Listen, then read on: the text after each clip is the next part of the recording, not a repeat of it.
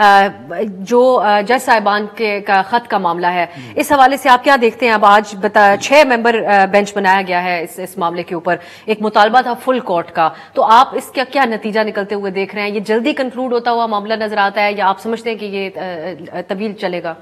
देखिए, बज़ाहिर लग ये रहा है कि मौजूदा चीफ जस्टिस जो हैं वो चाह रहे हैं कि इस मामले को जल्द से जल्द वाइंड अप किया जाए, और जब से वो आए हैं वो मौजूदा हुकूमत के साथ किसी मामले में भी कन्फ्रंटेशन नहीं चाहते और बड़ा उनका मोहतात रवैया है।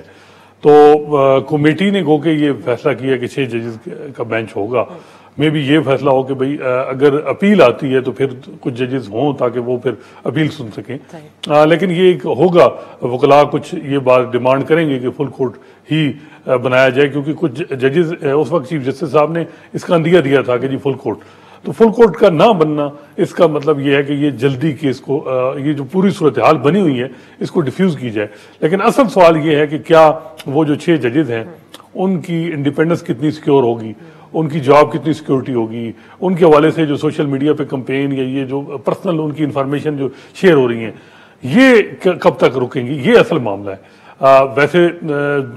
ये केस तो खत्म हो जाएगा, फ्यूचर की गाइडलाइन आ जाएंगी, लेकिन क्या ये 6 जजेस जो हैं इनके साथ कोई और इस किस्म की जो चीजें चल रही हैं सोशल मीडिया पे ये खत्म हो जाएंगी, ये है मामला। जस्टिस बाबर सत्तार के खिलाफ ट्वीट्स का एक सिलसिला हमने देखा, मैंने खुद भी इसको ऑब्जर्व किया। ये मुनज़्ज़म, आप समझते हैं कि मुनज़्ज़म उनको टारगेट करके कैंपेन चलाई गई? बगैर यही लग रहा है, और ये वही कड़ी है जब जस्टिस काजी फैसला खुद कहते थे कि मैंने फैजाबाद धरना की जजमेंट दी और उसके बाद मेरे खिलाफ रेफरेंस आया, या और कुछ जजेस भी इसी तरह की बात करते हैं कि शिकायत कि जी ये फैसला दिया उसके बाद ये।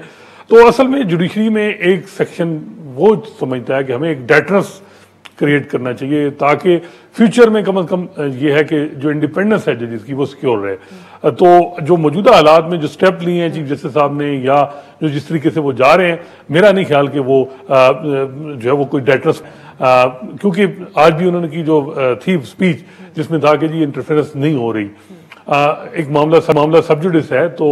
बेहतर होता कि वो ये बात ना करते कि जी मुलाकात। अब इस मामले में ये एक फैक्चुअल बात उनकी होगी, लेकिन देखें कंप्लेन 6 जजेस ने खत लिखा है, उसमें अगर आप कहें कि डायरेक्टली मुझे कोई बात मेरे टिनोर में नहीं हुई, वो अगर ड्यूरिंग द हियरिंग हो जाती बेहतर था। तो बजाय ये लग रहा है कि वो इस मामले को डिफ्यूज करना चाह रहे हैं, लेकिन ऐसी होगा नहीं, क्योंकि सुप्रीम अदलिया में डिवीजन है,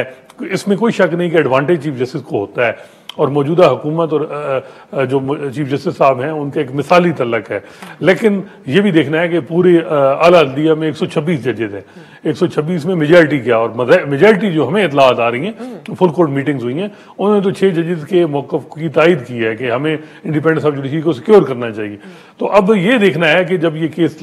30 तारीख चलेगा तो देखते हैं कि उसमें 2 पॉइंट ऑफ व्यू हैं। अपनी तजावीज़ भी हाई कोर्ट ने भेजी हैं, उनके हवाले से आप ये हवाला दे रहे हैं कि ये इस पे देखिए ये इतलात है जो फुल कोर्ट मीटिंग्स हुई, जिस तरह लाहौर हाई कोर्ट में मेजॉरिटी जजेस ने जो बातें की हैं मेजॉरिटी ने, वो यही इसी किस्म की हुई कि भाई हमें इंडिपेंडेंस और दिखानी चाहिए, हमें कम से कम कोई इंटरफेरेंस ना हो, इस तरह की चीजें जो सामने आई हैं। तो हसन, मैं ये आपसे जानना चाहूंगी कि हम इस मामले के अंदर, आपके अभी तक जो अंदाजा आपका है उसके मुताबिक, ये मामला गाइडलाइन कोई जारी करने पे सेटल होगा या इससे आगे जा सकती है बात, जिस किस्म के कैटेगोरिकली और संगीन किस्म के इल्जामात लगाए गए हैं? देखिए मेरा ख्याल है कि माजी में जाने का कोई फायदा नहीं है। हम देखते हैं कि असगर खान केस में क्लियर कट फाइंडिंग थी, असलम बेग साहब के हवाले से, असद दुरानी से, उन्होंने एडमिट किया, सुप्रीम कोर्ट ने डायरेक्शन दी फेडरल गवर्नमेंट को कि कार्रवाई करे, लेकिन रिकॉर्ड ही नहीं दिया गया और कुछ भी कार्रवाई नहीं हुई। तो मेरा ख्याल है कि जो हमें सजेस्ट यही हिस्ट्री से पता यही चलता है कि इस मामले को आगे चलाया जाए और फ्यूचर के लिए कोई गाइडलाइन दी जाए, और जो ये जजेस हैं इनको कम से कम इनको सिक्योर इंडिपेंडेंस इनकी सिक्योर रही है। अब जो बातें हम देख रहे हैं कि हफ्ते से जो सोशल मीडिया पे आई हैं, तो बज़ाहिर ये आ रहा है कि ये जजेस जो हैं ये टारगेट पे हैं, इनको टारगेट किया जा रहा है, किसी तरफ से भी किया जा रहा है, लेकिन डायरेक्टली उस पर एलिगेशन तो किसी और को चलेगा, तो ये किसी के फायदे में नहीं है। और एक जो हमने देखा है, इफ्तिखार चौधरी साहब का टाइम देखा है, साकिब ने काजी फैसल का केस देखा है, जब भी मुख्तदर हलकों और जजेस में कन्फ्रंटेशन हुई है तो जजेस प्रिवेल किया है, क्योंकि उनके पास भी बड़ी डिजोरो पावर होती है। अगर डिफेक्टो होती है तो डिजोरो उनके पास भी होती है। उनका भी कोई कुलीग एक पिटीशन सुप्रीम कोर्ट में ले आता है, उस पिटीशन पे जो ऑर्डर होता है उसकी बड़ी इंप्लीकेशन होते हैं। यहां तो मार्शल लॉ को भी वैलिडेट करने के लिए अदालतों का सहारा लेना पड़ता है। तो अदालतों